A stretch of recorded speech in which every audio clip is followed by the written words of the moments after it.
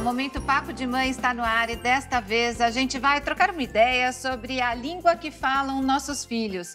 Tipo assim, as palavras que eles mais costumam usar. As gírias mudam de uma geração para outra e nem sempre os pais conseguem acompanhar a conversa, mas a gente tem que estar por dentro. Então, vamos bater um papo com o professor Eduardo Calbucci, mestre e doutor em Linguística, e a Yolanda Antunes, mãe da Laura, de 8 anos, e do Ricardo, de 12, que está aqui com a gente.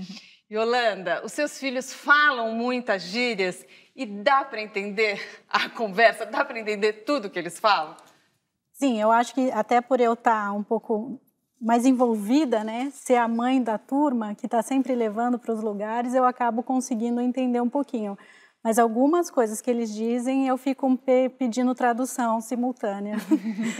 E, Ricardo, acontece às vezes da sua mãe querer falar alguma gíria e você achar que não combina muito com ela, que é mais da sua... Sim, várias vezes.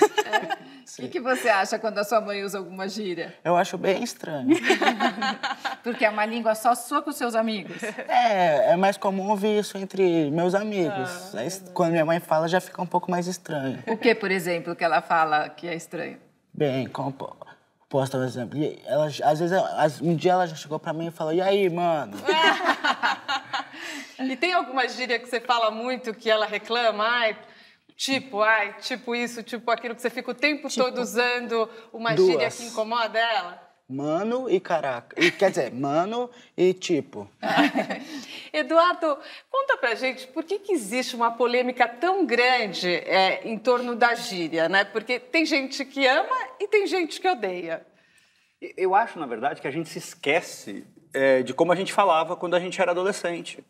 Nós tínhamos também as nossas gírias, isso faz parte até de um processo de identificação a um grupo. Então, quando a gente fala de uma determinada maneira, a gente se sente parte desse grupo. Agora, a língua histórica, ela vai mudando. Então, 2, 3 anos já são o suficiente para que as gírias mudem. A Laura, provavelmente, Yolanda, já vai falar uma língua completamente diferente do Ricardo. Mas é um desrespeito à linguagem formal? Não pelo contrário. É muito importante que isso seja, inclusive, incentivado. Claro, em situações de informalidade, mas eu tenho certeza de que o Ricardo não usa mano ou tipo numa prova. Quer dizer, a gente consegue transitar entre um universo e outro. Mas você não fica meio maluca assim, Yolanda? Porque, por exemplo, quando eles falam uma frase, a cada 10 palavras, 5 são tipo. Não dá vontade de arrancar o tipo? Dá. Às vezes eu brinco com ele, tipo, eu vou te dar um tapa. Porque tudo ele fala, mamãe, tipo não sei o quê, mamãe, tipo não sei o quê. E aí eu fico, filho, para um pouco de falar tipo, sabe? Mas eu percebo que é realmente o que o professor falou. Eles têm uma necessidade de falar uma linguagem própria do grupinho deles. Daí até que fica estranho quando a mãe resolve falar naquela linguagem, causa um estranhamento? Eu percebi que eu estava sendo meio ridícula. E causa exatamente por isso, porque isso é a identificação de um grupo que tem uma faixa etária, que tem um nível social, enfim, que frequenta um determinado tipo de lugar. Então, o uso daquelas expressões faz com que a pessoa se sinta realmente integrante daquele grupo. Quando, entre aspas, um estrangeiro fala, causa a estranheza. Agora, o tipo é uma expressão que é análoga ao então, ao né, ao entende. São expressões que a gente usa, às vezes, na linguagem oral, principalmente quando a gente não está muito à vontade, quando a gente está pensando. Então, vira uma muleta. E, Ricardo, você acha ruim quando a sua mãe fica te perguntando para você traduzir as gírias? Porque a minha filha, por exemplo, outro dia perguntei e ela, sei lá, chipar. O que é chipar? Chipar é chipar. Como é que eu vou te explicar? É chipar. Então, você acha ruim quando a sua mãe fica querendo saber a tradução das gírias? Sim, porque é um pouco difícil de traduzir a gíria. Porque já faz parte do seu universo e fica difícil explicar para sua mãe o que quer dizer. Sim. E, Eduardo, a gente vê também muito isso de usar, por exemplo, uma palavra em inglês ou outra língua, abrasileirar e criar uma nova palavra. O que é a gíria? É uma criação de palavras ou é uma interpretação com outro sentido? Hoje é muito comum esse fenômeno, né? Chipar é um exemplo, assim como já surgiu deletar, em que a gente pega uma palavra que parece que vem de outra língua e faz esse aportuguesamento. Às vezes é uma palavra que a gente realmente inventa, é uma palavra que não existia e a gente passa a usar, e às vezes é uma expressão que, na verdade, já existe na língua, mas que ela passa a ser usada com um sentido um pouco diferente. Esses tempos atrás, estávamos numa discussão no carro e ele virou pra mim e falou assim, eu já falei isso, velho, você que não entendeu. Aí eu entendi, levei um susto, falei, como assim? Não fala velho pra mim, eu sou sua mãe. E tem umas gírias bonitinhas, né? Boy magia, crush, né? Tem umas que os pais aprovam mais. Antigamente a gente chamava de pão, né? Quer dizer, muito antigamente, tá? Minha avó falava talhar um pão. Não me lembro dessa época. Não é da nossa época, não. Uma muito usada agora, que você falou do inglês que está trazendo para cá, você vai ver um filme, se você não pode contar, porque é spoiler, né? Eles, spoiler. Eles usam muito essa palavra. É verdade. Olha, eu vou chamar o intervalo, mas o Momento Papo de Mãe volta rapidão, tá bom? Não sai daí.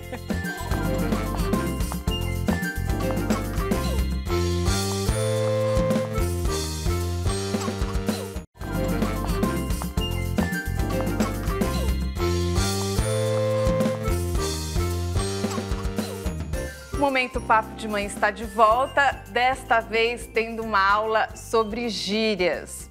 A gente pede para os nossos filhos explicarem para a gente sobre as gírias, mas eles também perguntam o contrário, né? Por exemplo, outro dia eu falei viajando na maionese, né? Para os nossos filhos, o que significa viajar na maionese?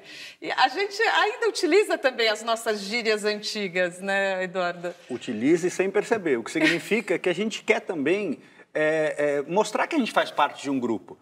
Pela linguagem que a gente fala, a gente revela muito mais sobre a gente do que a gente imagina. Inclusive sobre a nossa idade. Né? Exatamente, é isso. Então, isso eu não usei a expressão, mas a língua, ela indica inevitavelmente a sua idade. Ou a idade que você quer transparecer, usando uma gíria mais jovem. Então, as gírias são importantes até como um marco de época? São, e algumas gírias são interessantes, se tornam atemporais.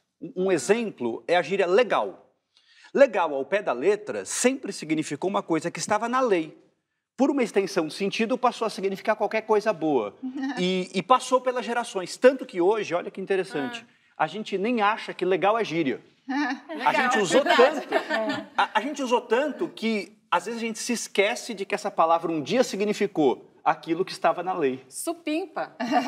Vai sendo incorporado, né? E você sabe que viajar na maionese, hoje em dia vocês falam outra coisa. Você sabe o que é viajar na maionese? Eu sei, mas é um pouco estranho de ouvir isso. Vocês usam o quê para esse sentido, você sabe? É uma viagem, né? Sabe o que minhas filhas me contaram? Que fala assim, tá na Disney. Tipo, tá viajando, tá dando uma viajada, tá na Disney. E você sente que essa mudança já aconteceu, por exemplo, de você usar algum termo seu e daí ele não entender?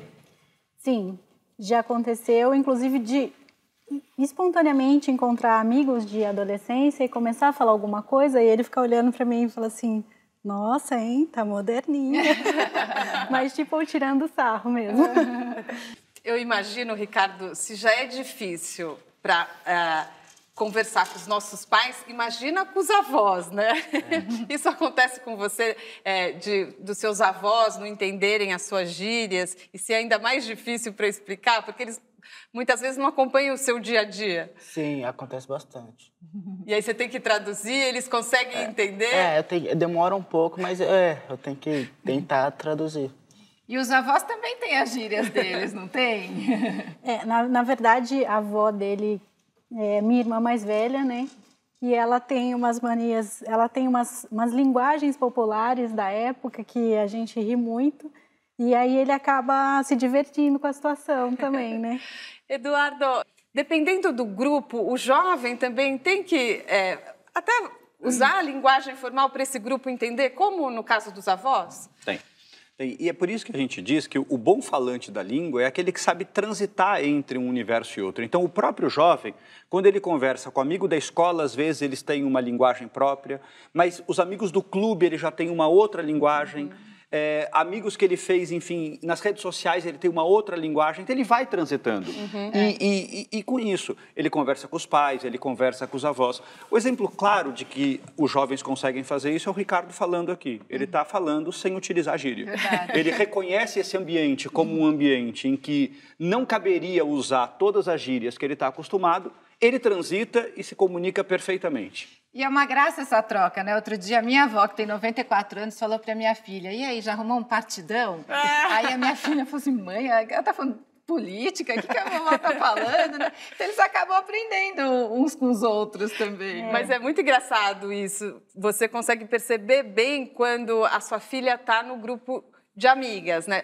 Eu vejo que a conversa é outra. Você fala, nossa, cadê aquela menina que não fala gírias? De repente se transforma em outra pessoa que para se colocar no grupo, né, Eduardo? Isso não é ruim, isso é desejável. Às vezes a gente acha, poxa, mas então eu não conheço a minha filha, eu não conheço o meu filho. Não. A gente usa uma linguagem compatível com a situação de comunicação.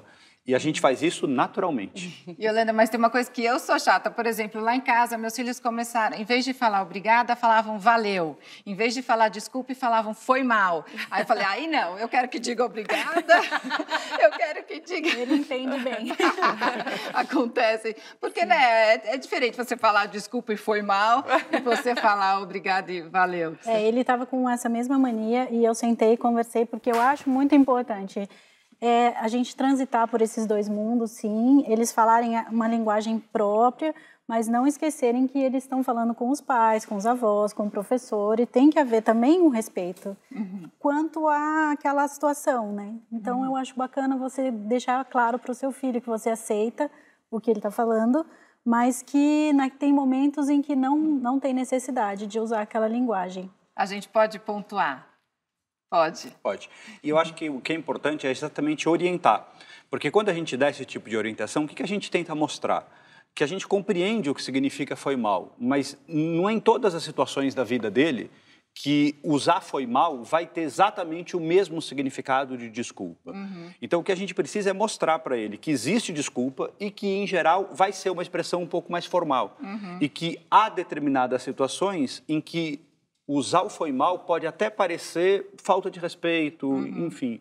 Ele precisa entender também isso. Mas, em geral, eles vão entendendo. E é por isso que, quando os pais conversam com a sua linguagem, quer dizer, não tentando imitar a linguagem dos filhos, eles estão fazendo um bem, na verdade, para essa criança, para esse adolescente. Porque estão familiarizando aquela criança com uma linguagem que ela não está, às vezes, tão acostumada.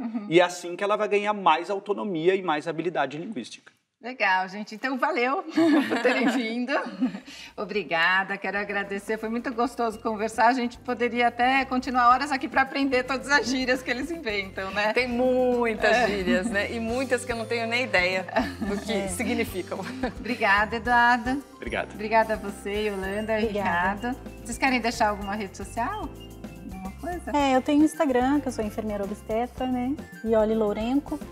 Se alguém quiser me achar para pegar a dica. Com certeza, muitas telespectadoras vão se interessar. Demorou pra gente falar das gírias, mas agora acho que você tá ligado no que rola no Papo dos Filhos. É isso aí, tamo junto, a gente se vê.